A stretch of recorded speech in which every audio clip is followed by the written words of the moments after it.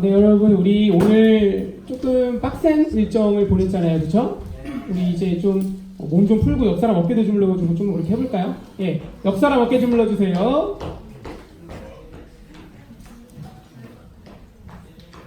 이제 주물러주고 뭐 응원해주고.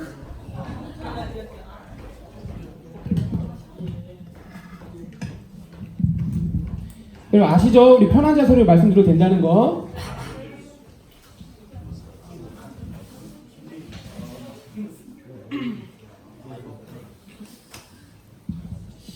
네, 오늘은 특별히 여러분들 좀 저의 말씀에 더 집중하라는 의미에서 PPT가 없습니다. 핑계된 건 아니고요. 네, 제가 이제 오늘 말씀 여러분 앞에 읽어드릴 테니까 여러분들 귀를 한번 기울여서 말씀을 잘 들어보세요. 알겠죠? 오늘 말씀은 요한일서 4장 7절부터 13절까지 말씀입니다. 제가 읽어드리겠습니다. 사랑하는 여러분, 서로 사랑합시다. 사랑은 하나님에게서 난 것입니다. 사랑하는 사람은 다 하나님에게서 났고 하나님을 압니다. 사랑하지 않는 사람은 하나님을 알지 못합니다. 하나님은 사랑이시기 때문입니다. 하나님의 사랑이 우리에게 이렇게 드러났으니 곧 하나님이 자기 외아들을 세상에 보내주셔서 우리로 하여금 그로 말미암아 살게 해주신 것입니다. 사랑은 이 사실에 있으니 곧 우리가 하나님을 사랑하는 것이 아니라 하나님이 우리를 사랑하셔서 자기 아들을 보내어 우리의 죄를 위하여 화목제물이 되게 하신 것입니다. 사랑하는 여러분, 하나님께서 이렇게까지 우리를 사랑하셨으니 우리도 서로 사랑해야 합니다. 지금까지 하나님을 본 사람은 없습니다. 그러나 우리가 서로 사랑하면 하나님이 우리 가운데 계시고 또 하나님의 사랑이 우리 가운데서 완성된 것입니다. 하나님은 우리에게 자기 영을 나누어 주셨습니다. 이것으로 우리가 하나님 안에 있고 또 하나님이 우리 안에 계시다는 것을 우리는 압니다. 아멘. 제가 기도하고 말씀 나누도록 하겠습니다. 사랑의 하나님, 오늘의 말씀을 통해서 하나님의 사랑이 얼마나 깊고도 큰지, 사랑의 하나님을 믿는다는 것은 무엇인지 알 수 있도록 우리를 인도하여 주시옵소서. 사랑의 하나님을 믿는 우리 고등부, 사랑의 공동체로 설 수 있도록 당신의 은총과 은혜를 가득가득 부어주시옵소서. 예수 그리스도의 이름으로 기도합니다. 아멘. 네, 여러분, 오늘도 조금 이제 다른 이야기 나누면서 좀 말씀을 시작하려고 하는데요. 선생님들이 모이면 여러분들 얘기를 많이 한다고 했잖아요. 근데 수련회 때마다 항상 감동적인 포인트가 하나씩 있는 것 같아요. 제 개인적인 경험으로는 작년 겨울 수련회 때는 지금 고2 친구들이 제가 이제 학년별 모임에 들어가는데 그 친구들이 나를 만난 지 얼마 안 됐을 때예요. 2달밖에 안 됐을 때인데 전도사라는 이유만으로 자기의 어려움이나 아픔들을 좀 약간 눈물을 흘리면서 나눈다는 것에 대해서 저는 개인적으로 큰 감동을 받았어요. 전도사라는 이유만으로 만난 지 얼마 되지도 않았는데 이렇게 자기의 삶을 내어놓고 나에게 이렇게 이야기해 주는구나. 전도사는 이렇게 아이들의 어려움들을 끌어안고 가는 사람이구나. 그래서 책임감도 느끼고 사랑을 느끼고 또 사랑에게 결단하는 시간이기도 했습니다. 작년 여름은 뭐였죠? 제가 많이 얘기했는데 작년 여름은 우리 선생님들이 고기 굽는 모습을 보면서 참 감동을 많이 받았어요. 그 무더운 여름날에 우리 선생님들이, 여자 선생님들은 하나같이 머리를 묶고 또 남자 선생님들은 이렇게 막 땀 다 젖어가면서, 천보쌤은 티가 다 젖었어요. 그래서 그런 모습을 보면서 제가 되게 큰 감동을 받았어요. 오늘 울컥했던 포인트도 선생님들이랑 다 동감하는 건데 뭐냐면, 우리 아까 1학년 친구들이랑 2, 3학년 친구들이랑 이렇게 나눔을 했잖아요. 그거 보면서 또 우리는 울컥했습니다. 왜냐하면 저는 또 개인적으로 우리 강희가 수련회 안 오려고 엄청 고민했거든요. 우리 강희가 평소 얼마나 과묵합니까? 그리고 얼마나 이렇게 나눔 같은 거 할 때 그렇게 자기 얘기를 많이 하는 사람이 아닌데 강희가 이렇게 제스처를 막 하면서 막 얘기를 하더라고요. 막 엄청나게 기쁜 표정으로. 그래서 한 선생님이 여쭤봤대요. 강희한테 강아 너 너무 좋아 보인다? 오케이 강아 미안하다. 널 설교 내용으로 써서 강아 너 너무 좋아 보인다. 이러니까 강희가 제가 수련회 때만 보면 조금 돌잖아요. 그렇게 말했다고 하더라고요. 오케이 강아 너의 이 끝 다시 앞에 보세요. 네. 끝인 줄 알았지? 끝이야. 그런 거 보고 또 2, 3학년 친구들이 이제 2, 3학년이라고 1학년 친구들한테 먼저 질문해주고 이야기 들어주고 그런 게 좀 저희는 감동이에요. 여러분 제가 감동을 받았던 이유는 뭐냐면 교회 같아서 우리가 교회 같아서 감동을 받았어요. 사실 주일 예배가 저는 아쉬울 때가 있어요. 왜냐하면 우리 친구들 중에서는 설교 중간에 나가는 친구들이 몇 명 있어요. 부모님이 함께 교회를 다니는데 집에 가야 하는 시간이 되니까. 그래서 아쉬운 거예요. 1시간 만에 빨리 예배를 드리고 집에 가야 하는 그 상황이. 교회라면은 같이 밥도 먹고 이야기도 나누고 그렇게 서로 삶을 나누는 게 교회여야 할 텐데 주일 예배 때는 우리가 여러 가지 한계들 때문에 그런 모습을 매번 보지는 않잖아요. 이제 그런 것들이 좀 아쉬웠거든요. 그런데 여러분들이 서로 이렇게 이야기를 나누고 서로에게 미소를 지어 보이고 자기의 고민들을 나누고 그런 것들이 교회 같아서 너무 좀 좋아 보였습니다. 오늘 나누고자 하는 이야기가 이제 이런 내용이어서 제가 더 감동을 받았는지도 모르겠습니다. 이제 우리 어제 말씀을 조금 정리해 볼게요. 우리는 어제 예배를 통해서 사람들이 하나님보다 더 마음을 두고 의지하는 것이 있다면 그게 뭐라고 했죠? 그게 하나님이라고, 사람들이 믿는 하나님이라고 우리는 나누었습니다. 그래서 사람들은 돈과 권력을 신으로 믿고 성적과 대학교의 이름을 신으로 믿습니다. 문제는 무엇인가 달라야 하는 교회도 그와 별반 다르지 않다는 것을 우리 함께 나눴죠. 하나님을 따른다고 하면서 여러분들도 똑같아요. 하나님을 따른다고 하면서 세상에서 성공해야 된다고 얘기하는 사람들은 하나님 믿는 사람이 아니에요. 거룩하신 하나님께서는 우리에게 말씀하십니다. 너는 나 이외에 다른 신을 섬기지 말라. 이렇게 말씀하십니다. 제가 어제 나눴던 것처럼 거룩이란 따로 구분하는 것, 따로 구별된 것, 다른 것들로부터 불러내어지는 것을 의미합니다. 그렇기 때문에 우리는 세상이 믿는 신이 아니라 거룩하신 하나님을 믿습니다. 그리고 거룩하신 하나님을 믿기 때문에 우리는 거룩한 자리에서 거룩한 기준으로 나와 다른 사람들과 세상을 바라보는 게 거룩이라는 것을 우리 함께 나눴습니다. 불행히도 제가 어제 욕까지 써가면서 거룩에 대해서 이야기를 나눴죠. 대부분의 사람들은 거룩이라는 단어를 상당히 오랜 시간 동안 오해해왔어요. 거룩해야 되니까 라는 말을 기준으로 사람들을 정죄하고 판단했습니다. 깊고도 넓은 기독교 신앙의 진리를 하면 안 되는 어떤 윤리적인 지침들로 축소했어요. 교회는 그런 것이 아닌데 신앙은 그보다 훨씬 더 풍성한 것인데 어떤 윤리적인 지침들로 만들어버린 거죠. 그래서 그런 지침들을 지켜야 회개를 하는 거, 구원을 얻게 되고 이제 그런 것들로 기독교의 세계관을 너무 작게 만들었습니다.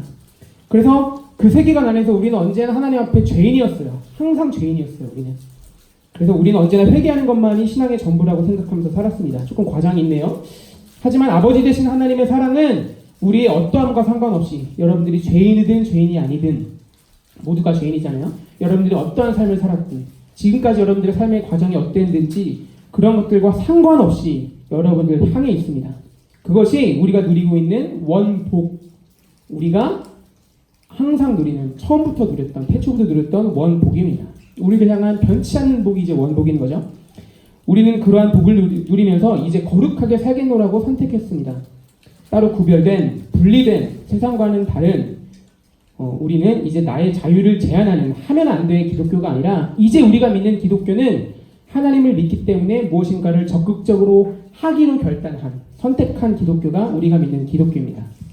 하나님께서는 우리에게도 말씀하고 계세요. 너희가 아무리 교회 생활에 충실한다고 하더라도 나의 뜻을 행하지 않는다면 너희는 나와 아무런 상관이 없다고 말씀하십니다. 아주 살벌한 경고를 하시죠.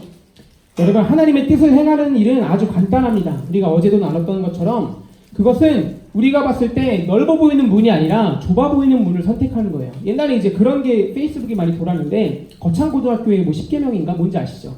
네. 그렇죠? 넓어 보이는 곳이 아니라 좁아 보이는 곳을 선택해라. 그러면 거기가 길이 맞다. 자기의 길이다. 이런 그 기독교 학교에 이제 건약 이념이 있었거든요. 나중에 한번 검색해 보세요.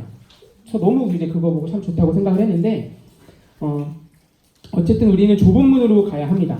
왜냐? 예수님이 그곳에 계시기 때문에. 여러분, 여러분들이 조금이나마 알고 있는 예수님의 삶에 대해서 생각해 보세요. 예수님이 어디 남들이 다 가는 길 가셨습니까? 사람들이 다 꺼려하는 사람들만 골라서 만나시고 고된 삶을 선택하셨던 분이 우리 예수님 아니십니까? 그래서 예수님을 만나기 위해서는 좁은 문으로 가야 합니다. 또 예수님을 따르기 위해서는 좁은 문으로 가야 합니다. 예수께서 그 길을 먼저 가셨기 때문에 우리는 그렇게 해야 합니다. 이제 우리는 어제 결단했습니다. 삶의 모든 영역에 예수님의 정신을 적용하겠다. 예수님이라면 어떻게 하실까? 그것이 이제 나의 삶의 기준이다. 거룩한 자로서 난 이제 그것을 기준으로 삼고 살겠다. 다른 사람들이 나를 점수로 환산하고 나의 가치를 다른 어떤 기준들로 판단하지만, 외모, 부모의 재력 이런 것들로 나를 판단하지만 꺼져. 나는 그것들로 기준을 삼지 않을 거야. 나는 하나님의 기준을 가지고 세상을 바라볼 거야. 나를 바라볼 거야. 우리가 어제 선택했던 것들은 이런 내용입니다. 그것이 우리가 가야 할 신앙의 길이라는 것을 우리가 어제 함께 나눴습니다. 이제 우리는 이제 사랑의 하나님에 대해서 나눌 건데요. 이제 PPT 혹시 준비됐나요? 네, 첫 번째 PPT 보여주시겠어요? 사랑에는 제가 봤을 때 두 가지 사랑이 있어요. 첫 번째 사랑은 자연적인 사랑입니다. 이거는 우리가 노력하지 않아도 되는 사랑이에요. 뭐든지 그 누구도 하고 있는 사랑, 노력하지 않아도 되는 사랑이에요. 자연적인 사랑은 우리가 세상을 살면서 흔하게 볼 수 있는 사랑을 얘기합니다. 친구들과의 우정도 이 안에 들어가고, 자연적인 사랑 안에 포함되고, 남자친구나 여자친구와의 사랑도 이 안에 들어갑니다. 그리고 우리가 이해하는 대부분의 사랑들이 이제 이 안에 들어가는 거죠. 부모님의 사랑은 조금 더 기독교적 사랑에 가까워요. 이따가 이제 알게 되실 거예요. 그리고 기독교적 사랑은 뭐냐면 자연적인 사랑을 포함해요. 그런데 그것보다 더 넓고 더 깊고 더 풍성하고 더 큰 사랑을 의미합니다. 기독교적인 사랑은. 사랑은 기독교만의 개념은 아니에요. 여러분들 사랑이 기독교 거예요? 기독교 이외에도 사랑이 있잖아요. 다른 종교에서도 사랑을 말하고 종교를 믿지 않는 사람들도 사랑을 얘기하잖아요. 그러니까 사랑은 기독교의 것만이 아니에요. 하지만 기독교적인 사랑은 또 있는 거잖아요. 우리는 하나님은 사랑이시다 라는 말씀을 믿는 사람들입니다. 오늘 본문에도 있었죠. 하나님은 사랑이시기 때문에 라는 말이 있었어요. 우리는 그것을 믿기 때문에 기독교적 사랑을 얘기할 수 있는 겁니다. 그래서 우리는 자연적인 사랑보다 더 넓은 사랑, 더 깊은 사랑, 더 큰 사랑을 기독교적 사랑이라고 부르고, 그것은 오직 하나님을 통해서만 가능하다고 믿는 게 우리입니다. 여러분, 자연적인 사랑은 아무나 할 수 있어요. 여러분들도 이미 하고 있어요. 그런데 기독교적인 사랑은 하나님을 통해서만 할 수 있다고 믿는 게 바로 우리들입니다. 우리가 그 사랑을 기독교적인 사랑이라고 부르는 이유는 바로 그것이에요. 하나님을 통해서만 가능하기 때문에. 여러분, 우리가 이제 이 두 가지를 구분하고 이렇게 생각하는 이유는 이제 자연적인 사랑과 기독교적 사랑이 가지는 중대한 차이 때문입니다. 그 두 가지에는 엄청난 차이가 있는데, 그것은 뭐냐면 자연적인 사랑은 이런 특징이 있어요. 사랑스러운 것만을 사랑해요. 그러니까 누구나 할 수 있겠죠? 사랑스러운 것 보고 사랑하지 않는 사람은 사실 사이코패스, 일반적인 기준을 넘어서는 사람이잖아요. 뭔가 엄청나게 사랑스러운 거 봤는데 증오심이 인다든지 이런 것들은 일반적인 경우는 아니잖아요. 근데 사랑스러운 것 보면 누구나 사랑스러워합니다. 제가 수철이 영상을 만약에 딱 보여준다면 여러분들 다 사랑스러워할 거예요. 사랑스러우니까. 수철이는 저희 집 강아지 이름이에요. 네. 다른 친구들, 우리가 여러분들의 모습도 이제 영상을 해가지고 나중에 보면은 선생님들을 보면서 너무 사랑스러워 이럴 거예요 아마. 그래서 사랑스러운 것을 보면서 사랑스러워하는 것은 누구나 할 수 있는 거예요. 그러니까 자연적인 사랑이에요. 자연적으로 인간으로 태어나면 누구나 할 수 있는 게 자연적인 사랑입니다. 그런데 자연적인 사랑은 다른 말로 하면 이렇게 말할 수 있을 것 같아요. 사랑스럽지 않은 것들은 사랑하지 않는다. 그게 자연적인 사랑의 특징입니다. 그렇기 때문에 자연적인 사랑은 조건적인 사랑이라고도 부를 수 있을 것 같아요. 사랑스러워야 한다라는 조건, 내 눈에 좋아 보여야 한다. 어떤 특정한 이유 때문에 사랑하는 것이 바로 자연적인 사랑이고 조건적인 사랑입니다. 반면에 기독교적인 사랑은 어떤 점에서 결정적인 차이가 있냐면 사랑스럽지 않은 것들까지도 사랑하려고 노력합니다. 당장의 우리를 보면 알 수 있죠. 그러니까 이럴 때 보면 좋겠지만 우리의 죄악된 모습들이 있잖아요. 미운 모습들이 있잖아요.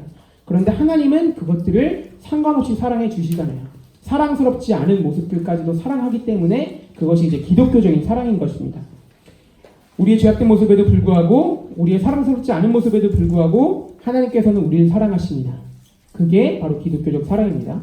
더 나아가서 기독교적인 사랑은 미워해야 마땅한 미움의 대상인 원수까지도 사랑하라고 얘기합니다. 그러니까 기독교적인 사랑은 자연적인 사랑과 비교했을 때 매우 진보적이고 훨씬 더 앞서 나가는, 훨씬 더 풍성하고 깊은 사랑이 바로 기독교적인 사랑인 거죠. 원수는 미우니까, 사랑할 이유가 없으니까 원수라고 불리잖아요.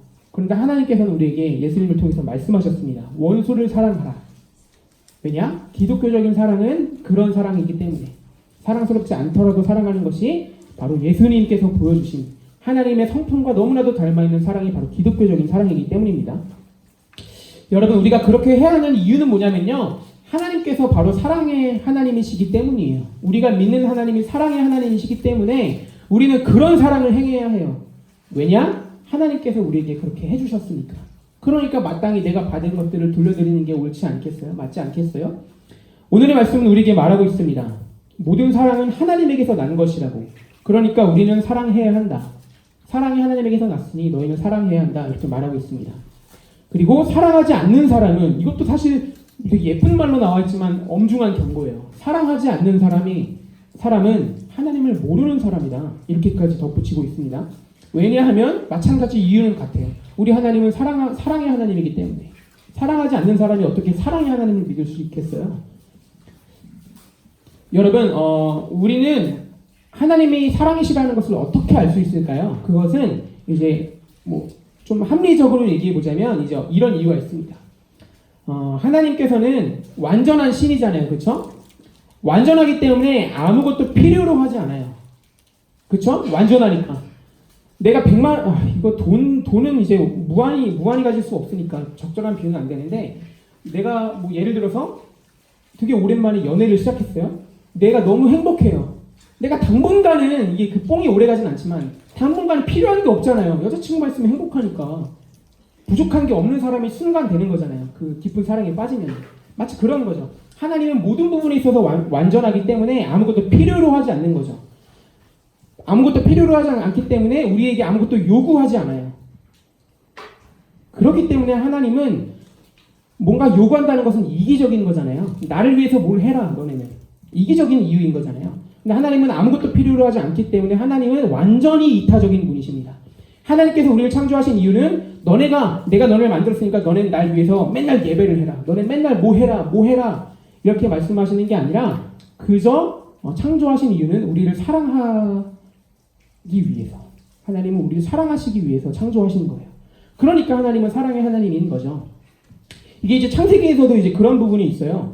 창세기에서 우리 하나님이 얼마나 오그리토그리시냐면은, 여러분들 창세기에서 이제 이것도 이제 문학적인 다른 이해를 가지고 봐야 되지만 세상이 7일 동안 창조되었다고 얘기하잖아요. 첫째 날에 뭔가를 만드셨어요. 그리고 그렇게 뭔가를 계속 만드신 다음에 여섯째 날까지 만드시고 그 후에 정말 좋다. 다 만들고 나서 보니까 너무 좋다. 근데 하나님께서 그렇게 말씀하셨나요? 아니에요. 첫째 날에 만드시고 내가 보니까 너무 좋다. 그 다음날 두 번째 날에 만드실 거 만드시고 내가 보니까 너무 좋다. 계속 표현하시는 하나님인 거죠. 뭔가 효율적으로 나중에 한꺼번에 땡처리하듯이 표현하시지 않고 그때마다 감탄하시면서 우와, 이상원 목사님이 많이 하시는 거잖아요. 우와, 너무나도 좋다. 감탄하시는 하나님이 우리 하나님이세요. 왜냐? 우리를 사랑하시기 때문에. 있는 모습 그대로 우리를 사랑하시기 때문에. 그래서 하나님을 사랑하시기 위해서 우리를 창조하셨습니다. 하나님의 사랑에는 그 어떤 이기적인 요소가 없습니다. 여러분, 그런데 문제는 또 이거죠. 또 항상 제 설교는 문제가 나와요. 우리는 하나님의 사랑을 언제나 느끼지 못한다는 거예요. 여러분도 항상 하나님의 사랑을 24시간 느낍니까? 우리가 수련할 때 어떤 갈급함이나 어려움들을 가지고 하나님께 나가는 거는 하나님의 사랑을 잘 느끼지 못해서이기도 하잖아요. 그런 부분들이 우리 안에 있기 때문이잖아요. 하나님의 사랑을 맨날 느끼면은 우리가 어떤 신앙적인 어려움이 있겠습니까? 우리가 느끼는 대부분의 고민들은 사실 근본적인 데서 시작해요. 하나님의 사랑이 뭔가 느껴지지 않아서. 그런 이유들 때문에 사실 시작되는 것이 대부분이거든요. 그래서 하나님의 사랑을 느낄 수 없어서, 그리고 또 내가 하나님을 사랑하는지 잘 모르겠어서 대부분의 신앙적인 고민은 그런 고민들입니다. 여러분, 그런데 오늘의 본문 이 부분이 중요한데요. 중요하다고 말할 때 엄청 많이 나올 거예요. 이 부분이 중요한데 하나님의 사랑은 이미 우리 안에 충분히 드러났다고 얘기하고 있습니다. 우리는 느낄 수 없지만 하나님의 사랑은 이미 완전하게 드러났다. 오늘의 본문은 그렇게 얘기하고 있어요. 오늘의 본문은 하나님께서 자기의 아들을, 외아들이신 예수 그리스도를 이 땅에 보내신 것이 그 사랑을 보여주는 증거라고 얘기하고 있어요. 완전하게 드러났어요. 예수님을 보내심으로써. 우리가 느낄 수 없지만 우리는 그 일들을 살펴봄으로써 하나님의 사랑이 얼마나 큰지 알 수 있게 될 것입니다. 예수 그리스도께서 우리를 대신하여서 십자가에 돌아가셨잖아요.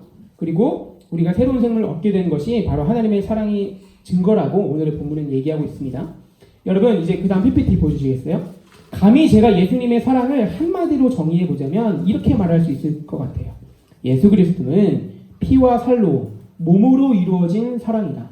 하나님은 사랑이시기 때문에 예수님도 완전한 사랑이시잖아요. 예수님이 이 땅에 오시는 것은 피와 살로 몸으로 이루어진 사랑이다.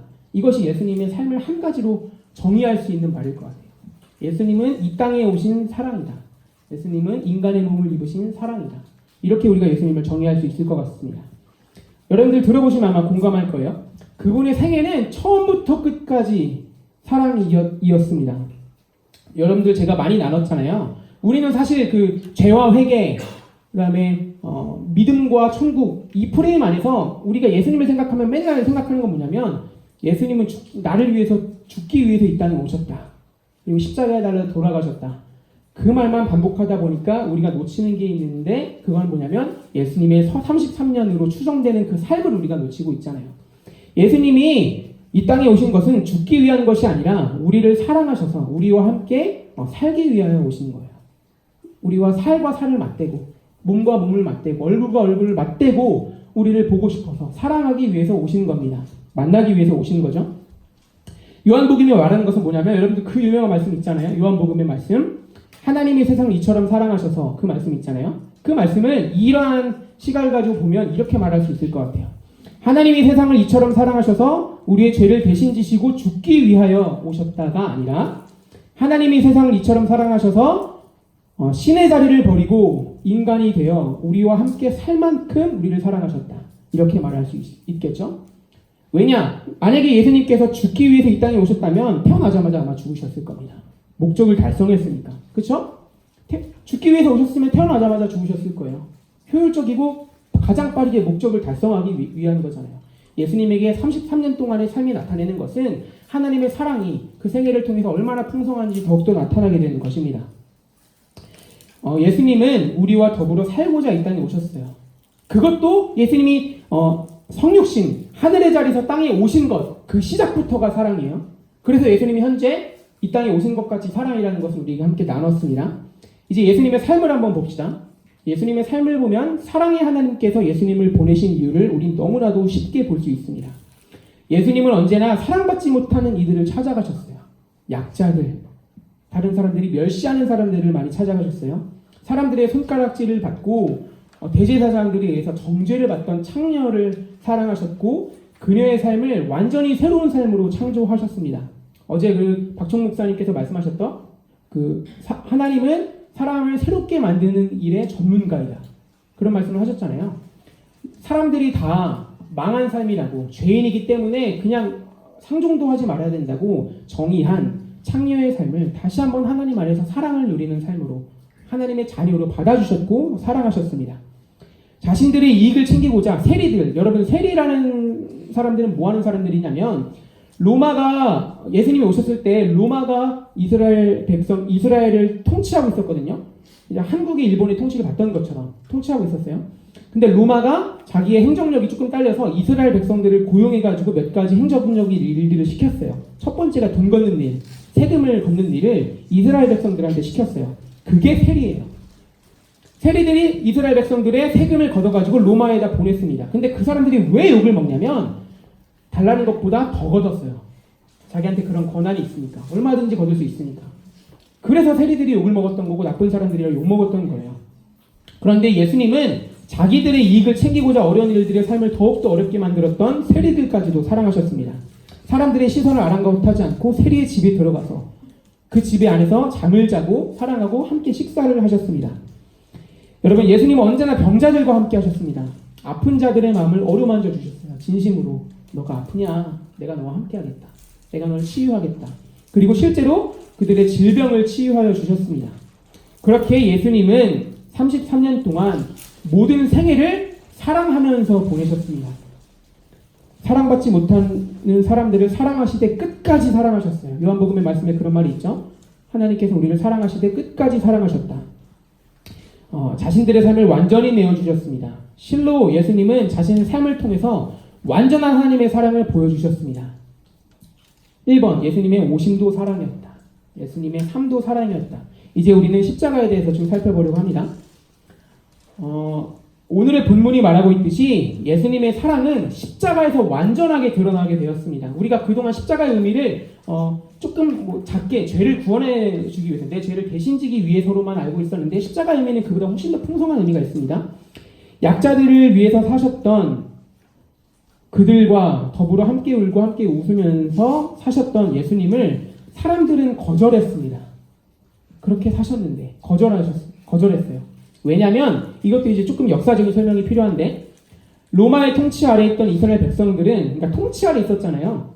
우리 3.1운동 하면은 뭔가 이제 우리는 사실 좀 되게 평화적으로 했잖아요. 이렇게 외치고, 대한독립 만세 외치고 그랬잖아요. 그 당시 로마의 통치를 받던 이스라엘 사람들은 어떤 방식으로 그 통치를 벗어나려고 했냐면 게릴라 전쟁을 일으켜서 벗어나려고 했어요. 그래서 계속 로마를 귀찮게 하고 로마 사람들과 조금씩 전쟁을 해가지고 우리가 독립을 성취하자. 그래서 그 사람들이 오랫동안 기다리던 메시아는 게릴라 운동의 선봉장이었어요. 게릴라 운동을 일으켜가지고 자신들을 완전히 독립시켜줄 사람을 기다리고 있었어요. 그래서 그들이 믿는 사람은 어떤 사람이어야 됩니까? 무력이 있는 사람이어야 돼요. 힘이 있는 사람이어야 돼요. 정치적인 힘이 있는 사람들이어야 돼요. 사람들을 끌어모아서 사람들의 마음에 불을 일으키고 우리 군사훈련도 시키고 그래서 조금씩 이제 병력을 키우다가 로마한테 게릴라 전쟁을 해서 이겨서 마침내 독립을 얻게 될 그런 메시아를 기다리고 있었습니다. 하지만 우리 나눴잖아요. 전능하신 하나님 나눌 때. 하나님의 방법이 어디 무력과 힘을 사용해서 나누는 것입니까? 아니죠. 하나님의 뜻이 무력과 권력으로 이루어지지 않는다는 것을 예수님께서는 누구보다 잘 아셨습니다. 그래서 사람들은 사랑과 섬김으로 그 나라를 이루어가던 예수님에게 조금씩 실망하기 시작했어요. 병사들을 모으고 전쟁을 준비하지 않는 예수님을 보면서 저분이 정말 메시아인가 의문을 가지기 시작했어요. 사람들은 사랑과 섬김을 행하시면서 이것이 하나님의 뜻이라고, 하나님의 아들로서 내가 행하는 것은 힘을 모으는 것이 아니라 사랑뿐이라고 말씀하시는 예수님에게 신성을 모독하지 말라 그랬어요. 너가 그런 일 하는 것까지는 오케이. 예언자들 뭐 그런 일 할 수도 있으니까 오케이. 근데 하나님의 아들이 해야 되는 일들은 이런 일이다 라고 예수님이 말했기 때문에 예수님이 그래서 돌아가시게 되는 거예요. 사람들이 그를 못 박은 이유는 신성모독을 했다고. 가장 중요한 범죄의 이유가 신성모독이었거든요. 하나님의 아들이라고 얘기했으니까. 하나님의 아들의 일이 이거라고 자기 마음대로 규정했으니까. 대제사장들 입장에서 보면. 그래서 예수님은 십자가에 달려 돌아가시게 되신 거예요. 그런데 여러분, 자신을 거절하는 사람들까지도 사랑하셔서, 여러분들 예수님이 사람들이 자기를 잡으러 올 때 얼마든지 도망칠 수 있지 않았을까요? 얼마든지 벗어날 수 있었을 거예요. 변명할 수도 있었겠고 사람들의 입맛에 맞게 그렇게 죽음을 넘기실 수도 있었을 거예요. 그래서 여러분들 아시잖아요. 겟세마네 동산에서 예수님이 치열하게 고민하시면서 피눈물을 흘리시는 것처럼 묘사하면서 얘기하잖아요. 주님, 내가 그것을 할 만한 힘이 안 되고 자신이 없습니다. 내가 이 일을 하지 않게 해주십시오. 그렇게까지 인간적인 모습을 보여주셨잖아요. 하지만 예수님은 끝끝내 선택하셨습니다. 사랑하셔서 내가 십자가에 달려야겠다고 예수님은 말씀하셨습니다. 그리고 그 말씀대로 실제로 나무에 달려 돌아가셨습니다. 그것은 예수님의 죽음은 사랑이었다는 것을 보여주고 있는 겁니다. 3번까지 왔습니다. 이 땅에 오신 것 사랑, 삶도 사랑, 십자가에 달려 죽으신 것도 사랑이었죠.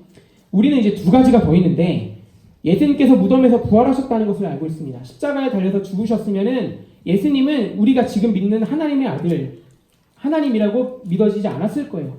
왜냐? 그 당시에 메시아라고 불렸던 사람들은 많이 있었거든요. 그런데 그들을 메시아로 믿는, 이거는 이제 고2, 고3 친구들은 많이 들어봤던 얘기예요. 고1 친구들한테는 처음 얘기하는 것 같은데, 예전에 그런 식으로 좀 게릴라 운동을 하는 사람들, 게릴라 전쟁을 일으키는 사람들을 메시아라고 믿고 다른 일들이 예수님한테만 있었던 게 아니에요. 얘가 메시아다, 따라가자. 근데 이제 그 운동은 언제 끝났을까요? 이 사람이 죽으면. 아니었구나. 그런데 예수님을 메시아로 믿는 운동은 예수님의 죽음 이후에도 계속되었어요. 이것이 부활의 가장 합리적인 이유예요. 예수님의 죽음에도 불구하고 사람들이 계속 예수님을 따랐다. 왜냐? 부활한 예수님을 만났기 때문에. 그래서 이제 예수님이 부활했다고 이제 조금 합리적으로 믿을 수 있는 거거든요. 우리는 알고 있어요. 예수님께서 부활하셨다는 것을. 여러분, 예수님의 부활이 하나님의 사랑의 극치입니다. 예수 그리스도의 부활은 하나님의 사랑이 얼마나 끈질기고 단단한지, 여러분들을 향한, 인간을 향한 하나님의 사랑이 얼마나 크고도 깊은지를 보여주는 사건이 부활입니다. 우리는, 인간들은 사랑하러 섬김과 사랑으로 이 세상 가운데 오셨고 사람들을 대하셨던 예수님에게 최악의 짓을 저질렀어요. 예수님을 죽음으로 내몰랐어요. 이스라엘 백성들이 그렇게 했잖아요. 우리는 사랑으로 오신 예수님에게 최악의 짓을 저지른 게 바로 인간들이었습니다. 그런데 여러분, 하나님은 우리를 끝까지 포기하지 않으셨습니다. 하나님은 그 십자가에 달리시는 과정에서도 그렇게 하셨거든요. 자신을 죽음으로 내몰아서 고통스럽게 죽어가는 중에도 나를 구원해달라는 강도의 기도를 들어주셨어요. 그쵸? 우리가 이 얘기도 알고 있잖아요. 하나님은 사랑의 하나님으로서 자신이 행하실 사랑을 십자가 위에서도 이루시는 거예요. 게다가 사랑의 하나님을 죽음으로 내몰았어요. 죽었어요. 자기를 죽음으로 내몬 사람들을 미워할 수도 있잖아요. 그런데 부활하신 예수님이 자기를 죽음으로 내몬 사람들을 어떻게 대하셨을까요? 여전히 사랑으로.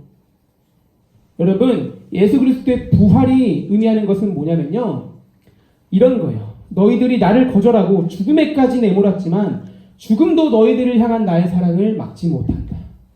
죽음도 너희들을 향한 나의 사랑을 막지 못한다. 예수님은 부활하시고 나서 그렇게 우리에게 말씀해 주신 거예요. 예수님의 부활 사건을 다시 한번 얘기하면 뭐냐면, 인간의 사랑의 하나님을 죽음으로 내몰았던 인간의 죄악이 하나님의 사랑에 철저하게 패배한 사건이 바로 부활 사건입니다. 다시 한번 말씀드릴게요. 제가 여기가 제일 중요한 것 같은데, 사랑의 하나님을 죽음으로 내몰았어요, 인간들이. 그런데 그 죄악이 하나님의 사랑에 무참하게 철저하게 패배한 것이 바로 부활 사건입니다. 자기들을 죽음에까지 내몰았는데 부활하신 예수님께서는 부활하시고 나서 그렇게 말씀하셨고 사랑으로 끝까지 대하셨습니다. 정말로 말씀처럼 우리를 사랑하시되 끝까지 사랑하시는 분이 바로 예수님이십니다. 예수님은 부활하시고 나서 승천하셨죠. 승천 이후에도 예수님의 사랑, 하나님의 사랑은 지속되고 있습니다. 부활 이후의 승천에도 하나님의 사랑은 영원히 변하지 않습니다. 여러분들, 예수님께서는 제자들에게 승천하시면서 어떤 이야기가 나오냐면요, 자신의 숨을 불어넣어주세요. 그러면서 성령을 받으라 이렇게 말씀하시거든요. 이것들은 그러니까 어떤 장면을 상기시키냐면, 아마 유대인들이, 이스라엘 백성들이 이 본문을 읽으면 어떤 것을 떠올리냐면 창세기 1장을 떠올렸을 거예요. 하나님이 사람을 이제 흙으로 빚으시고 뭘 불어넣어주셨죠? 자기 숨을 불어넣어주셨잖아요. 그래, 그제서야 사람이 생명이 됐다고, 사람이 되었다고 얘기하잖아요. 인간은 다른 동물들과 조금 달라요. 기독교적으로는 뭐가 다르냐면, 그냥 물리적으로만 만들어진 것에 더해서 하나님의 숨이 불어넣어진 존재가 인간입니다. 그렇게 해서 우리가 뭔가 남다른 존재가 되었다는 게 이제 기독교적 인간관인 거죠. 그런데 예수님이 숨이 불어넣어졌던 것은 여기서 조금 더 나아가는 거예요. 인간들이 조금 더 다른 것까지는 오케이. 그런데 너희는 이제 하나님과 함께 더불어 사는 사람들이다. 하나님의 숨을 불어넣어주셨으니까. 그러니까 이 하나님의 숨을 불어넣어주셨다는 것을 읽으면서 사람들은 새로운 창조가 시작되었다는 것을 생각했을 거예요. 유대인들은, 이 성경을 읽는 사람들은 그 창세기 기사를 떠올리면서 첫 번째 창조 이후에 두 번째 창조가 비로소 시작되었구나. 예수님께서 죽고 부활하심으로써 우리 안에 새로운 일들이 일어났구나. 그게 무엇이냐면 성령께서 우리 안에 거하시게 되는 것입니다. 성령 하나님께서 승천 이후에 거하시게 되는 겁니다. 여러분, 예수님께서 십자가에 달려 죽으시고 부활하심으로써 우리를 향한 완전한 사랑은 이미 드러나게 됐어요. 그 사랑은 이미 완전해요. 부활하면서 그 자기를 죽음으로 내몬 사람들을 사랑으로 승리하셨기 때문에, 그렇죠? 여기까지는 정말 완전한 사랑이 되었는데, 예수님은 몸을 입고 오셨기 때문에 물리적인 한계가 있으셨어요. 예수님은 고대 근동 이스라엘 지방에서 계셨잖아요. 그렇기 때문에 아메리카 대륙에 있던 사람들에게는 하나님이 되시지 못했어요. 그 신앙이 전해지지 않았고 그 이야기가 그곳에서 일어난 게 아니잖아요. 몸을 입고 오신 예수님은 인간이셨기 때문에 그 사랑에 물리적인 한계가 있었어요. 어떤 한계가 있었던 거죠. 육체적인 한계가 있었던 거잖아요. 그렇죠? 하지만 예수님께서 승천하시고 성령님께서 오셨습니다. 이제 성령님께서 오신 것은 어떤 의미냐면 우리를 둘러싸고 있는 세상이 바뀌게 된 거예요. 공기가 바뀌었어요. 더 이상 옛날 세상이 아니에요. 아까 말했던 것처럼 제가 옛날에 예수님의 부활에 대해서 설교하면서 그런 얘기를 한 적이 있거든요. 부활은 창조의 8번째 날이라는 얘기가 있어요. 창조가 7일 동안 일어나잖아요. 예수님의 부활이 있고 나서 창조의 8번째 날이 시작되는 거예요. 성령과 함께 살게 된 인간의 새로운 날들이 시작되는 거예요. 예수님께서 승천하시고 나서 이제 그 일들이 이루어지게 되었습니다. 승천하신 예수님을 통해서 성령께서 오셨고, 성령이 우리 안에 계시는 것은 이제 이런 의미입니다. 너희를 향한 나의 사랑은 절대로 변하지 않는다. 이제는 내가 너희 안에 거할 것이다. 너희는 내 안에 거하게 될 것이다. 바로 하나님께서는 성령을 보내시면서 이 말을 우리에게 해주시고 싶은 거예요. 예수님의 사랑을 통해서도 풍성하고 완전한 사랑을 보여주셨지만 이제는 성령을 보내심으로써 내가 너희와 영원히 함께 하겠다. 내가 물리적인 한계를 벗어나 모든 백성들, 나를 믿는 모든 자들과 함께 하겠다. 이렇게 말씀해주고 계신 것입니다. 여러분, 이제 우리는 어제 거룩하신 하나님께서 우리에게 요구하는 것은 무엇인가를 하지 말라는 게 아니라 뭔가를 적극적으로 하라는 얘기라는 것을 어제 나눴잖아요. 이제 우리가 행해야 하는 것들이 완전하게 드러났습니다. 우리가 행해야 되는 것이 예수님의 삶을 통해서 우리가 방금 이야기를 나눈 것들을 통해서 완전하게 드러났습니다. 그것은 이제 오늘의 본문 11절이 말해주고 있습니다. 우리 함께 읽어보겠습니다. 시작. 사랑하는 여러분, 하나님께서 이렇게까지 우리를 사랑하셨으니 우리도 서로 사랑해야 합니다. 우리도 서로 사랑해야 합니다. 뭐뭐 해야 한다라고 시작되는 말이 나왔어요. 하나님께서는 우리에게 사랑하는 아이들아, 너희들이 해야 하는 것은 바로 사랑하는 거다.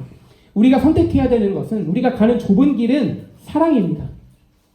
왜냐하면 가장 먼저는 하나님께서 우리를 사랑하셨기 때문이에요. 거룩한 자리로 부름받은 우리가 거룩하기 때문에 행해야 되는 첫 번째 가장 중요한 것은 바로 사랑입니다. 더 구체적인 것을 말하자면 아까 얘기 나눴잖아요. 자연적인 사랑이 아니라 누구나 할 수 있는 사랑, 조건적인 사랑이 아니라 기독교적인 사랑, 무조건적인 사랑. 이제 우리가 해야 하는 것은 바로 무조건적인 사랑을 하는 것입니다. 여러분, 우리가 하나님을 사랑해야 된다라는 말을 하면서 사실 가장 먼저 해야 되는 것은 하나님을 사랑하는 거예요. 그렇죠? 하나님께서 우리에게 사랑을 주셨으니까 우리도 사랑을 받은 만큼 하나님께 돌려드려야 할 것입니다. 하나님께 우리가 먼저 사랑해야 합니다. 그런데 하나님을 사랑한다는 것은 사실 되게 추상적으로 느껴지곤 합니다. 왜냐하면 우리는 이제 일상적으로 사람들을 만나는 것처럼 하나님을 만나는 게 아니기 때문에 우리의 표현들이 조금 제한되잖아요.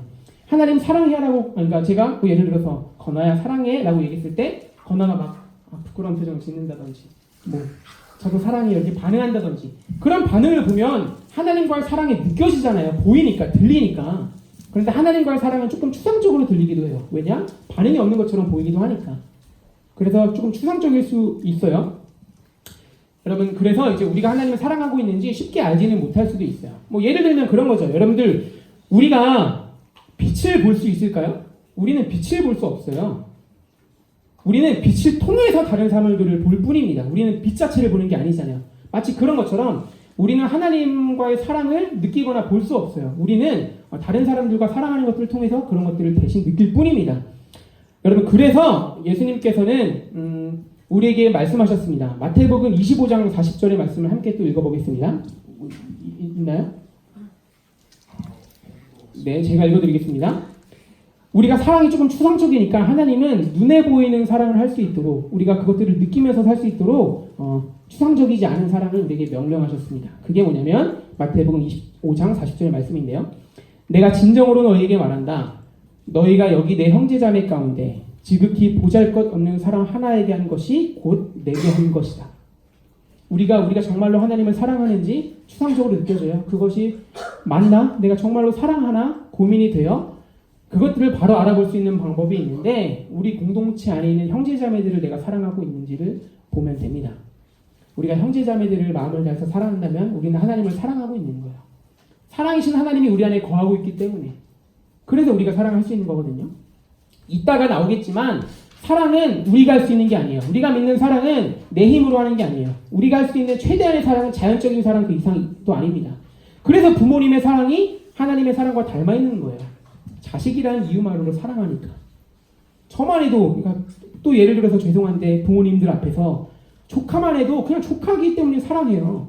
그런데 하물며 우리 선생님들 중에서 결혼하신 분들 많이 계시잖아요. 아이들을 볼 때마다 아이기 때문에 내 배 아파서 낳은 아이들 얼마나 그냥 사랑하지 않겠습니까? 아무것도 하지 않아도 사랑하잖아요. 그래서 이제 우리는 추상적이지 않은 사랑을 할 수 있게 된 것입니다. 우리가 형제자매를 사랑하고 있는가를 보면서, 우리가 공동체 안에서 작은 자를 사랑하고 있는가를 보면서, 사회적인 약자들과 우리가 언제나 함께하고 있는지를 보고 그들을 사랑하고 있으면 우리는 하나님을 사랑하고 있는 게 맞습니다. 이 말씀이 얘기하고 있잖아요. 그렇죠? 지극히 작은 자에게 하는 것이 하나님에게 행하는 것입니다. 그래서 우리는 사랑해야 하는 것은 하나님을 사랑하지만 그것들을 알기 위해서 우리는 가장 먼저 우리 안에 있는 공동체를 사랑할 수 있어야 합니다. 그런데 또 여기서 막히는 게 있었습니다. 아까 우리 질문 나눴을 때 그런 질문이 있었잖아요. 교회에서 나에게 안 좋은 영향을 줬던 사람이 있다. 그래서 그 사람을 보는 것들이 조금 마음이 어려운데 내가 어떻게 해야 되나. 이제 그게 그런 거잖아요. 우리가 공동체 사람들을 사랑하는 게 쉬운 일이 아니잖아요. 그래서 사랑해라라고 말하는 그 말이 조금은 어려운 요구처럼 느껴지기도 합니다. 그렇잖아요. 사랑스러워야 사랑하지. 여전히 조금 우리 안에 있는 남아있는 자연적 사랑의 요소들이겠죠. 사랑스러운 것만 사랑하는 게 우리였으니까. 그래서 무조건 사랑하는 것이 우리에게는 처음에는 어렵게 느껴지는 것이 사실입니다. 마치 이런 거죠. 썩은 빵을 사랑해라. 사랑스럽습니까? 썩은 빵이? 썩은 빵을 먹지 않고 사랑하지 않는 게 맞는 거잖아요. 마치 이런 것처럼 들리는 거예요. 칠판 긁는 소리를 사랑해라. 도무지 사랑할 수 없는 것을 사랑하라고 하니까 조금 우리에게 어려운 것처럼 느껴집니다. 물론 이제 옆 사람이 그 정도의 분노를 주진 않겠지만, 여러분 근데 사실 여기에는 우리가 사랑에 대해서 오해하는 것도 조금은 있는 것 같아요. 이제 그것들은 조금 짚고 넘어가려고 하는데요. 때때로 우리가 사랑의 감정이 지속적이지 않아서 내가 사랑하지 않는다고 생각하는 것은 조금 사랑하고 있을 수도 있어요. 감정의 문제라면은. 왜냐하면 여러분들 알잖아요. 그 사랑은 감정만으로 이루어지는 게 아니에요. 여러분들 나이도 이미 충분히 아시잖아요. 사랑은 감정, 의지, 설레임, 여러 가지 요소들을 보면서 일어나는 게 사랑이잖아요. 그래서 감정만 가지고 내가 뭔가 뜨겁지 않아서 사랑하지 않는 것 같아 라는 것은 사랑하고 있을 수도 있는 거예요, 여전히. 왜냐하면 사랑에서 중요한 것은 의지이기 때문입니다. 감정이 식었다고 해서 사랑하지 않는 것은 아니에요. 사랑을 이루고 있는 것은 여러 가지가 있기 때문에. 그래서 사랑의 의지의 문제라는 것은 어제 나눴잖아요. 우리가 좁은 길을 선택했다라는 표현을 썼잖아요. 감정적으로 계속 좁은 길에 대한 뜨거운 마음을 유지한다라고 얘기하지 않았죠? 좁은 길을 걷겠노라 내가 결단하고 선택합니다라고 얘기했잖아요. 사랑도 마찬가지예요. 내가 너를 사랑하기로 결정했다. 우리 마음 안에는 그런 마음이 있는 거예요. 저는 전도사라는 이유만으로 그렇게 돼요. 그러니까 직업인이어서 내가 사례비를 받아서가 아니라 여러분들이 고등부 안에 왔기 때문에 저는 여러분들을 사랑하기로 선택했습니다. 선생님들도 마찬가지고 우리 다른 친구들도 우리 안에서 사랑을 서로에게 나누기 시작한 친구들도 그런 마음들이 있을 거예요. 선택한 겁니다. 사랑하기로. 그 안에는 여러 가지가 있겠죠? 사랑스럽지 않은 모습들도 사랑하겠다. 그런 마음들까지. 그래서 사랑은 이제 의지의 문제입니다. 결혼식도 그런 거잖아요. 제가 결혼식을 해보진 않았지만 제가 이해하는 결혼은 서로 사랑의 서약이라고 하잖아요. 결혼을. 약속하는 거예요. 내가 평생 너만을 사랑한다는 약속을 하는 거예요. 뭔가 감정을 재확인하는 시간이 아니잖아요. 거기서 막 뜨겁게 제가 이만큼이나 이 친구를 사랑합니다. 그것들로 서약을 하지 않잖아요. 검은 머리가 파뿌리 될 때까지 사랑하기로 결정하십니까? 예. 하면 이제 성혼 서약이 이루어지잖아요. 선택하고 결단하는 것, 의지적으로 결단하는 것이 바로 사랑에서 가장 중요한 요소입니다. 이것은 기독교적인 사랑에서도 여전히 중요한 요소예요. 나의 의지. 이제 의지라고 생각하니까 또 이런 부분들도 있어요. 뭔가 이제 여러분들한테 그런 고민이 들 수 있잖아요. 연애하는 친구들이 가끔 자기 고민을 나눌 때 이런 얘기를 해요. 내가 하나님보다 이 친구를 더 사랑하는 것 같다. 이런 얘기를 할 때가 있어요. 첫 번째, 너무 당연한 현상이에요. 그런 걸로 고민하지 않아도 돼요. 그런데 이제 이런 거죠. 내가 하나님을 정말로 사랑한다는 증거는 뭐냐면 여자친구가 나에게 말도 안 되는 것을 요구할 때 그때 이제 하나님과 여자친구 사이에 선택의 길을 서잖아요. 그때 선택하는 것이 진짜 사랑입니다. 그러니까 내가 여자친구를 더 사랑하는 것처럼 느껴지지만 내가 정말로 중요한 선택의 순간 가운데 여자친구 좀 섭섭하게 들릴 수도 있겠습니다. 여자친구나 연애하는 친구들에게. 그런데 내가 정말로 중요한 선택의 기로에서 예를 들어서 여자친구가 너무 극단적인 얘인데 너 자살해. 이거 너무 극단적이네요. 너 내 뺨을 때려. 이건 또 너무 약한데. 어쨌든 뭔가 말도 안 되는 요구들을 할 때 그게 하나님의 방법을 선택하면 하나님을 사랑하고 있는 건 맞아요. 여자친구보다 감정적인 요소로 판단하지 않아도 되는 거죠. 그래서 여러분들 아까 말했듯이 형제를 사랑하고 자매를 사랑하는 거 자연스러운 거기 때문에 여자친구를 사랑하고 남자친구를 사랑하고 있다면 나 하나님의 사랑 잘하고 있구나 생각하면 돼요. 우리는 이제 그런 가시적인 것들을 통해서 사랑을 보니까. 어쨌든 사랑에서 중요한 것은 의지입니다. 그런데 의지라고 해서 뭔가 여러분들에게 모든 책임이 가해졌다고 사랑에 있어서 전적으로 그것은 나의 일이라고 생각하는 것은 또 큰 오해입니다. 사랑에 있어서 여러분들이 주장할 수 있는 것은 사실 아무것도 없어요. 제가 아까 나눴었죠? 자연적인 사랑을 얘기하면서 모든 인간이 하는 것, 우리는 기본적으로 자연적인 사랑 이상을 할 능력이 우리 안에 없습니다. 우리가 사랑스럽지 않은 것을 사랑하는 이유는 하나님으로부터 용납받는 그 사랑을 받았기 때문이고 우리 안에 계신 하나님께서 은혜를 주시고 일하셔서 우리가 사랑할 수 있게 되는 거예요. 그래서 사랑에 있어서 우리가 주장할 수 있는 것은 아무것도 없습니다. 사랑을 우리가 행해야 된다고 선택해야 된다고 말했지만 사실 사랑은 우리가 혼자 힘으로 할 수 있는 게 아닙니다. 사랑은 우리가 하나님 안에 거할 때 가능하게 됩니다. 내가 하나님 안에 거하고 하나님께서 내 안에 거하실 때 비로소 우리 안에 사랑이 가능하게 됩니다. 사랑스러운 것만 사랑하는 것이 아니라 사랑스럽지 못한 것도 사랑하게 됩니다. 하나님 안에 거하면 우리의 사랑이 바뀌게 돼요. 여자친구를 향한 사랑도 바뀌게 되고 남자친구를 향한 사랑도 바뀌게 되고 가족 관계나 여러 가지 것들에 대한 나의 사랑의 내용들이 바뀌기 시작합니다. 우리가 하나님 안에 거하면 우리 안에 그런 변화들이 시작되는 것입니다. 아까 말했던 것처럼 예수님 안에 있기 때문에 우리 안에 새로운 창조가 일어나는 거예요. 사랑하는 자로서 살 수 있게 된 새로운 창조, 8번째 창조, 그게 이제 우리 안에 일어나게 된 것입니다.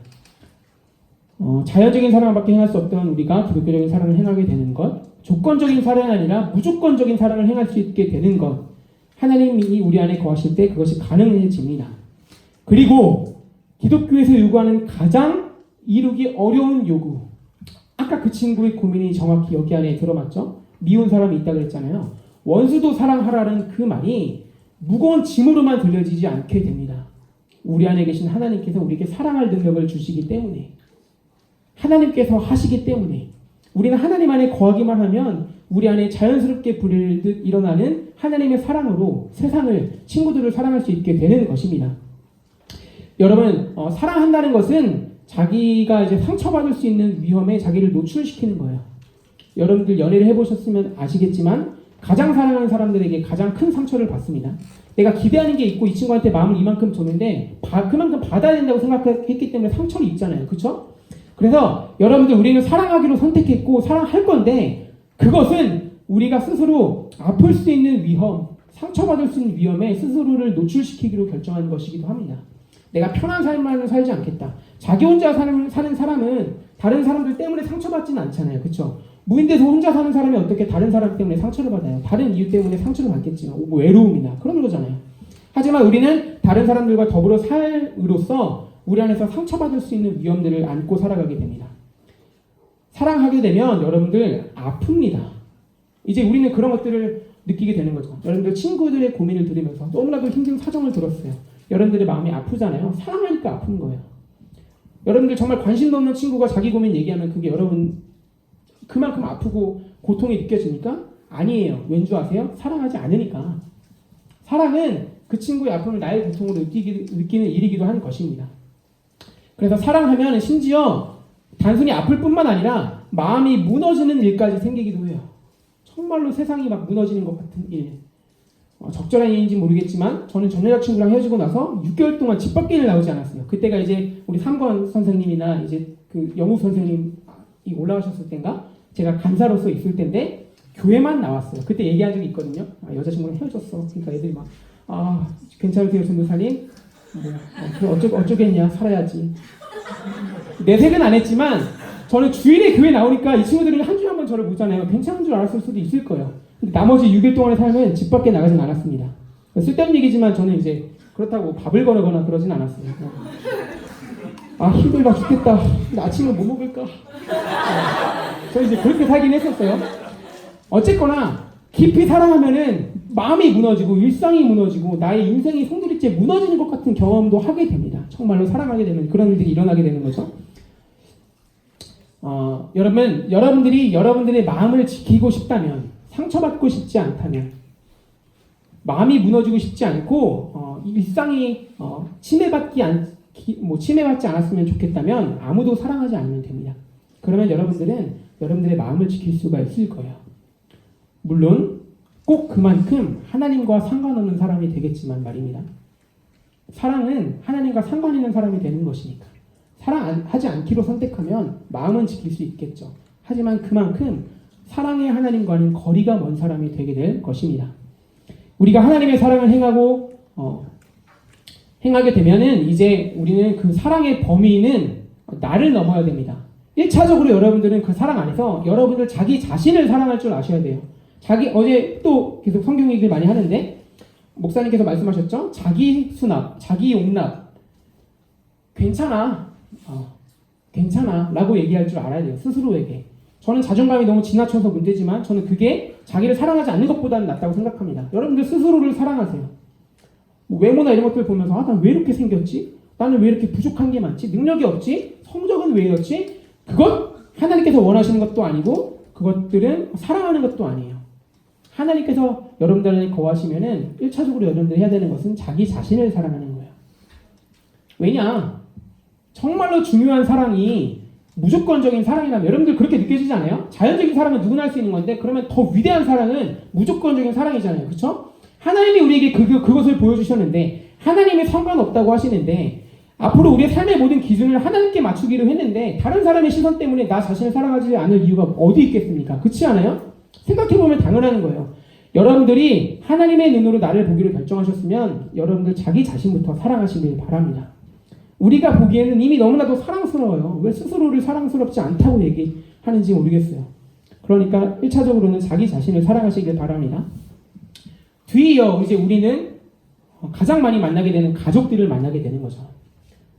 우리가 하나님의 사랑을 행하려면은 가족들까지도 포함하는 사랑을 시작해야 합니다. 사실 그런 거 있잖아요. 저만 해도 뭐가 있냐면은 제가 저의 고민을 선생님들한테 더 많이 나눠요. 아빠나 엄마보다. 공감 가지 않아요? 여러분들의 고민을 친구들한테 더 많이 나누잖아요. 아빠나 엄마보다.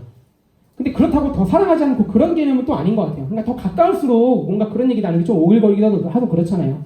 제가 막 선생님들한테 가끔씩 우리 사랑이 이대로 영원히 앞으로도 오래오래 함께 고등부 함께해요. 뭐 이런 얘기 가끔 하는데 제가 우리 아빠한테 아빠 집에 오자마자 아빠 우리 사랑 이대로 영원히 그러지 않잖아요. 그렇죠? 네, 한 번쯤 무슨 바람이 들었는지 아빠가 집에 한번 오자마자 제가 아빠 고생했어요 하면서 이제 안아주고 사랑한다고 한 적이 있거든요. 그냥 뭔가 여러분들 나이 때 그래야 된다고 해서 들어가지고 그래서 아빠가 그날 상당히 좋아하셨어요. 물론 가족들 안에서도 이렇게 하면은 좀 사랑의 회복이 일시적으로 일어나기도 하는 것 같아요. 그래서 아빠가 그 다음날 일시적이죠 당연히. 왜냐면은 감정적인 거니까. 그래서 아빠 그 다음날 딱 집에 오시더니 오늘은 뭐 없냐? 약간 좀 근데 바로 하시지 않고 약간 기웃기웃 거리시면서 나 왔다는 것을 온몸으로 표출하면서 이렇게 하다가 내가 뭐 이렇게 안 본 채 하니까 오늘 뭐 없냐? 그러셨어요 아빠가. 그런 것처럼 가족들을 사랑하는 것도 그 안에 들어갑니다. 하나님의 사랑은 1차적으로 나를 사랑하는 것, 두 번째 가족들을 사랑하게 하는 것입니다. 이것들은 사실 우리 안에서는 어려운 일일 수도 있어요. 우리 중에서는 있는지는 모르겠습니다. 아마 있을 거예요. 가족에 대한 아픔이 있는 사람들이 있습니다. 저도 사실 그런 사람이었어요. 저는 우리 아버지를 사랑하기까지 너무 오래 걸렸어요. 옛날에는 그냥 하고 있다고 생각했는데 상황이 아니었어요. 저희가 아빠, 제 얘기를 잠깐 하자면은 아빠가 사업이 조금 완전 쫄딱 망하고 나서 아버지는 사랑의 표현이셨던 거죠. 그 피해가 우리 가족한테 오지 않게 하려고 우리 부모님이 이혼을 하셨어요. 이혼을 하면은 아빠의 그 빚이 우리 집에 넘어오지 않게 되고 우리는 살던 집에서 계속 살 수 있게 되고 부모님, 어머니가 하시는 일을 계속 할 수 있게 되는 거죠. 차압딱지가 붙지 않게 하려고 부모님이 이혼을 하신 거예요. 그때 이제 아빠가 울진에서 한 3년 동안 사셨거든요. 그런데 제가 아빠한테 먼저 전화한 적이 너무 부끄러운 고백인데 3번 안에 꼽혀요. 그러니까 기억이 거의 안 나는데 한두 번 한 것 같거든요. 아빠한테 연락도 안 하고 살았어요. 그게 사랑일까? 그냥 표현을 하고 안 하고의 문제가 아닌 것 같아요. 그때 아빠가 얼마나 외로웠을까요? 그 생각만 하면 저도 가끔 울컥해요. 내가 그때 아빠를 사랑하지 않았을 때 우리 아빠가 얼마나 힘들었을까 가끔 생각하곤 해요. 그런데 나중에 돌아보니까 아빠가 우리 가족한테 씻을 수 없는 다른 상처를 준 게 있는데 그 일들에 대한 아픔의 증오가 내 안에 남아있었구나 라는 것들을 깨닫게 됐어요. 이런 것들을 깨닫고 사랑하게 되는 과정 자체가 하나님이 제 안에서 일하고 계신다는 증거예요. 여러분들 지금 이미 조금 어려운 마음들이 있다면 지금 당장 사랑하지 못한다고 자책할 필요는 없어요. 다만 그 방향성을 가지고 나아가는 거죠. 우리가 하나님의 사랑 안에 거하면 원수도 사랑하라고 하는데 아빠도 사랑해야지, 엄마도 사랑해야지, 저 얄미운 동생도 사랑해야지, 건아도 성건이 오빠도 사랑하고 그렇게 해야지. 이제 그런 사랑으로 이제 우리를 도전하는 거죠. 조금씩. 그 다음은 어디일까요? 이제 친구들 관계겠죠. 그 다음은 어디일까요? 교회겠죠. 교회. 여러분들 그런데 제가 이제 교회에 대한 얘기를 조금 하려고 하는데요. 물론 사랑은 교회를 넘어서도 나아가야 돼요. 우리의 궁극적인 사랑은 사회까지 나가야 합니다. 사회에 있는 약자들까지 마음에 품을 줄 알아야 돼요. 그런데 저는 처음에 고등부 사역자로 왔을 때 거창한 목표가 있었어요. 여러분들이 약자들에 대한 마음들을 가지고 그들이 아파하는 곳에 찾아갔으면 좋겠다는 마음이 한쪽 구석에 있었어요. 그래서 고등부고 학교 공부도 해야 되고 학원도 가고 여러 가지 일이 있겠지만 가끔씩 그런 시간들을 갖자. 그래서 그들이 사는 삶을 눈으로 한번 보고 그들의 눈물을 직접 보고 그들의 아파하는 목소리를 듣는 것 자체가 우리들을 사실 바꾸거든요. 정말로 우리를 바꿔나가거든요. 정말로 하나님의 음성처럼 들려요. 그 신음소리가, 그 아파하는 소리들이. 그래서 저는 나중에 사회까지 나가서 사회는 약자들과 함께 해야 된다고 생각하는데 여러분들에게 뭐 나중에 기회가 되면 그렇게 할 수 있었으면 좋겠습니다. 근데 제가 지금 이 얘기를 하려고 하는 것은 교회입니다. 가장 먼저 우리가 사랑을 나눌 수 있는 곳은 교회여야 해요. 여러분들 각자를 사랑하는 것은 이제 사실 우리가 어떻게 해줄 수 있는 것은 아니에요. 제가 도시락 싸들고 수빈이 맨날 이렇게 옆에 쫓아다니면서 아침 먹이고 수빈아 나 시험 잘 못 봤네? 그러면 갑자기 그때 딱 나타나서 수빈아 넌 사랑받기 위해 충분해. 근데 갑자기 또 저기서 어디서 막 텔레파시가 들려가지고 예준이가 학원에서 좀 못했다. 아이 바보 같은 거. 물론 욕을 하겠지만 여기서 할 수는 없고 예준아 넌 충분히 사랑받을 수 있어. 이런 것들 제가 다 할 수 없잖아요. 여러분들 각자를 사랑하는 것은 여러분들 각자가 해야 될 일이기도 해요. 하나님께서 하시겠지만 가정도 제가 관여할 수 없잖아요. 제가 여러분들 갑자기 신방한다고 찾아가서 여러분들 부모님한테 한번 앉아봐 주시면 좋을 것 같은데요. 이렇게 사랑해야 되지 않겠습니까? 그러면은 저는 아마 이제 그 다음 주에 그 자리에 아마 없을 수도 있겠죠. 우리는 교회니까 이제 교회 안에서 나누는 사람들을 얘기해 보려고 하는 겁니다. 그렇게 길지는 않을 건데요. 교회는 이제 그 다음 PPT를 보여주시겠어요?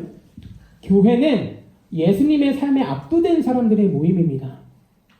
예수님이 완전히 우리들의 삶을 휘감아서 사랑의 하나님이시잖아요.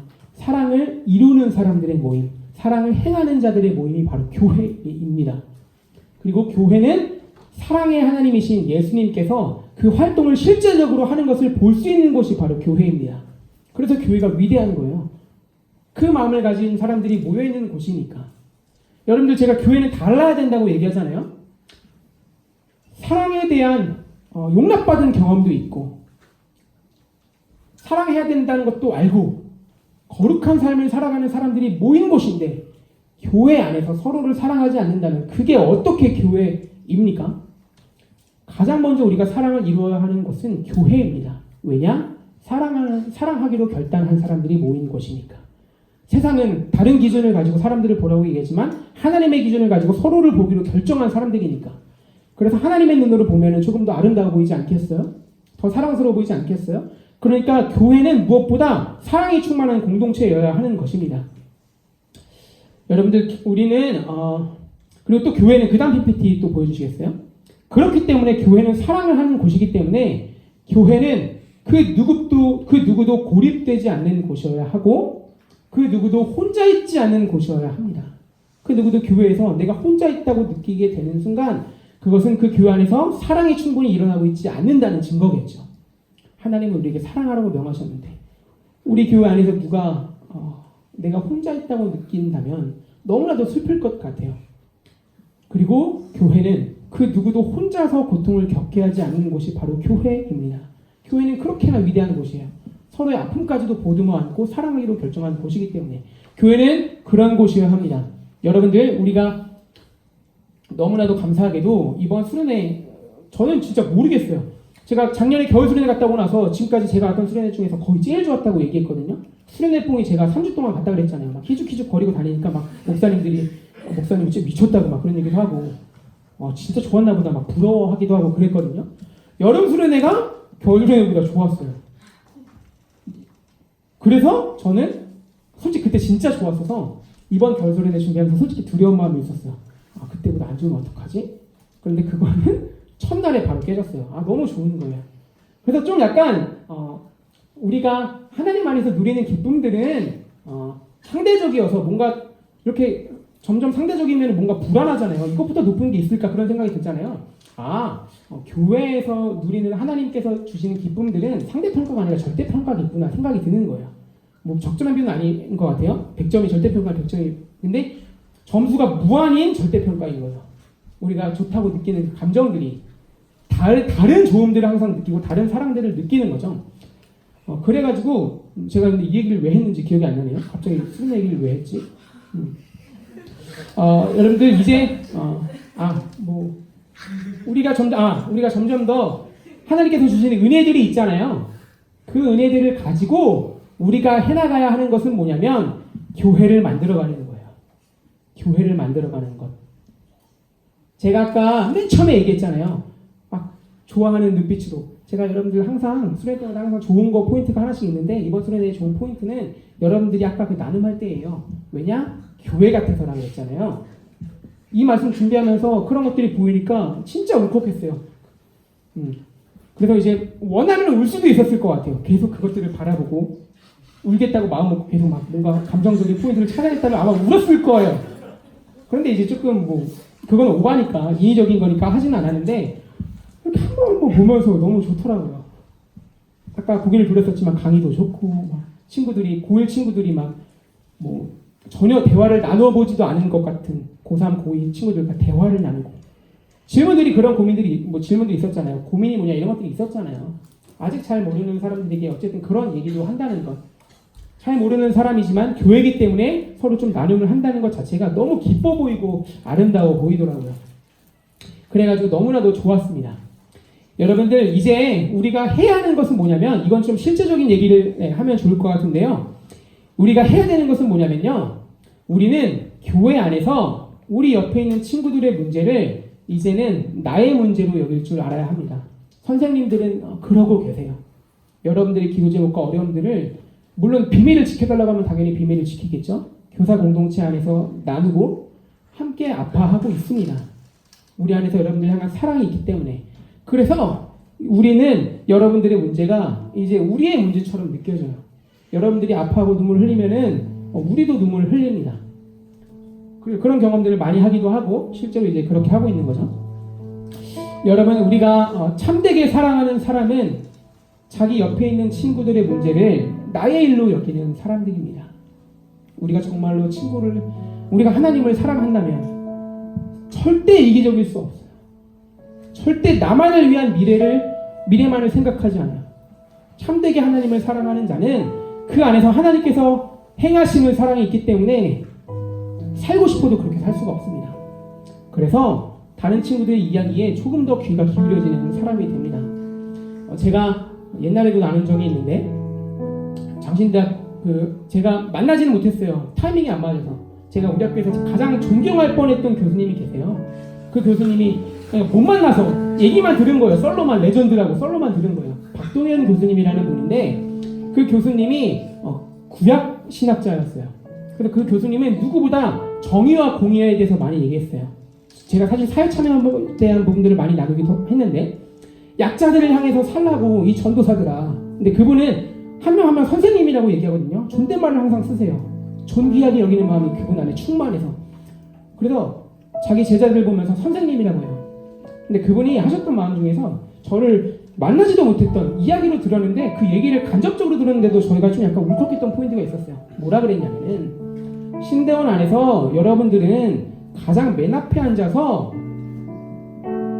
교수님에게 이쁨 받는 사람들이 되려고 하지 말고 가장 뒤에 앉아서 혹시나 어떤 사정 때문에 뒤늦게 들어와서 가슴 아파하는 친구들이 있는지 살펴볼 줄 아는 사람들이 되라고. 친구들의 뒷모습을 보면서 혹시 고민이 있지 않은지를 헤아려보는 사람들이 되라고. 다른 친구들의 말들을 귀 기울이면서 그들의 마음에 공감하고 함께 울는 사람들이 되라고 말씀하셨어요. 그런 생각을 못 해봤잖아요. 그렇죠? 자리에 앉는 것에 대해서 우리가 그게 뭔가 연관이 있다고 생각하지 않잖아요. 하나님께서 우리 안에 그런 일들을 행하시는 겁니다. 이전에 하지 않았던 일들이 보이기 시작합니다. 옆에 있는 친구들의 고민이나 아픔들이 이제 나의 일로 여기게 되는 일들이 생기게 됩니다. 우리가 정말로 이번 수련회가 그 은혜를 증명하는 길은 우리가 교회를 만들어가는 것. 이제 친구들의 고민을 나의 고민을 여기게 되는 것이 바로 우리가 해야 하는 일이고 그게 바로 증거일 거예요. 다시 한번 말씀드립니다. 참되게 사랑하는 자는 어려운 친구의 일을 나의 일로 여기는 사람입니다.